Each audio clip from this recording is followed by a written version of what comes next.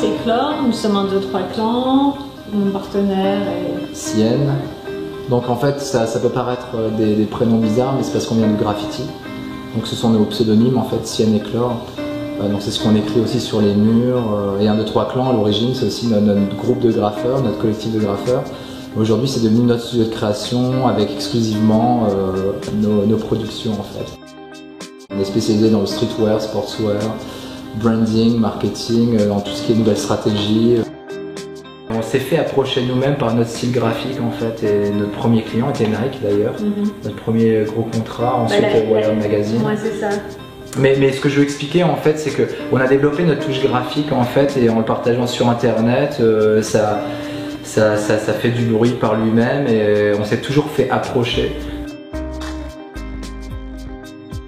On travaille avec plein de marques différentes parce que chaque marque a une histoire différente. Donc en fait c'est ce qui est intéressant. Par exemple, comme on a travaillé pour Simons, on se renseigne tout le temps sur nos clients.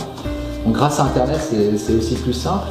Et chaque passif de chaque marque est intéressante parce que finalement tout le monde défend des bonnes valeurs et a sa propre vision de voir les choses. Donc, chaque marque a sa propre philosophie et sa propre politique maison, donc sa propre histoire. Et nous, on fait juste interpréter ça à notre façon. Il est toujours inspiré par ce que je fais et vice versa.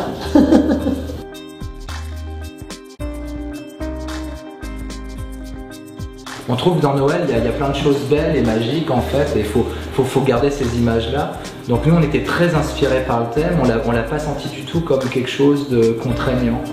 Et puis c'était une belle rencontre parce que déjà ils ont apprécié le travail qu'on a fait, mais en plus on était aussi très inspirés par le thème. Donc en fait on était parti sur différentes directions, soit abstraites en fait avec du motif, ou soit avec des motifs, avec des rendus très graphiques en fait, tout en rendant quelque chose de très magique. Donc on n'est pas allé spécialement dans des couleurs très traditionnelles, on va dire le rouge, le blanc, le vert, mais avec des couleurs plutôt dans les tons bleus, jaunes, un peu mystiques, magiques, s'inspirer de cadeaux comme ça, et en traitant très graphiquement des emblèmes aussi simples que des guirlandes ou des étoiles ou des sapins ou des cadeaux, qui fait un peu enfance, vieille carte postale qui est intéressante.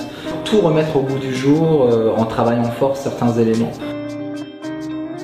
Ça peut donner l'impression qu'on a pris les petits éléments, s'amuser et tout avec, mais c'est ce qu'on appelle des chaos organisés. Alors, le petit ciel qu'on a fait étoiler, on les a fait un par un quoi. Donc chaque chose a son importance, chaque détail compte, on peut rien négliger, c'est comme dans la mode. Si vous avez une super belle chemise et vous choisissez le mauvais bouton, ça va juste plus être la même pièce du tout. Et on voulait aussi avoir un traité comme si c'était une sérigraphie, parce que c'est quand même des numéros qui sont imprimés en grand nombre. Donc du coup ça rajoute une note, comme tu disais, plus chaleureuse en fait au résultat final, comme un cadeau en fait.